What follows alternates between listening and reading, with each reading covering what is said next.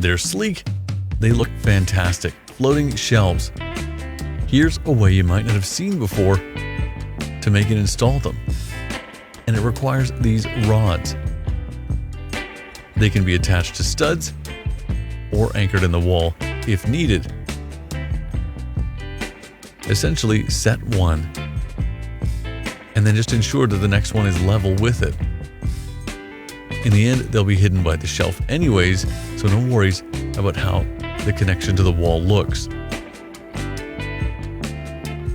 Now to cut the wood, something nice and light, poplar being used.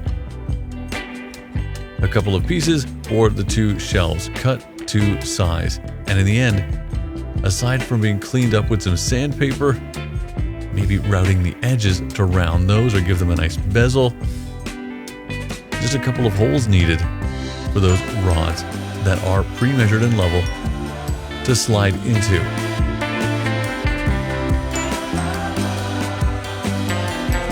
The shelves finally sanded down, and just check that out. Placed on top, they look pretty cool, but once they're centered, the lengths and measurements of those bolts are actually traced out. And from that spot, the center of the hole is determined. The distance from the base of the shelf is literally the center. So those holes drilled in, the shelf now treated,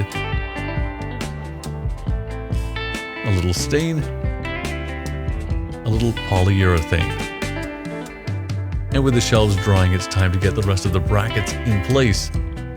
2 more rods or prongs fixed to the wall, and here come those pre-drilled holes.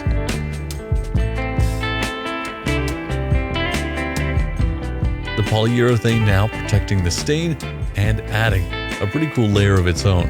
A little bit of sheen, a little bit of richness to the tone overall of the shelf.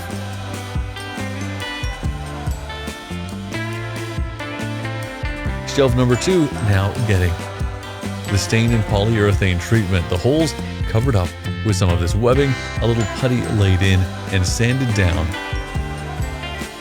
And in the end, once that dries, it's as simple as sanding those spaces down and laying on a coat of matching paint.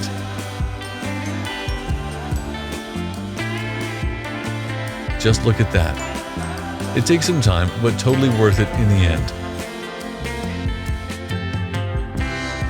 The shelves finally ready to go in.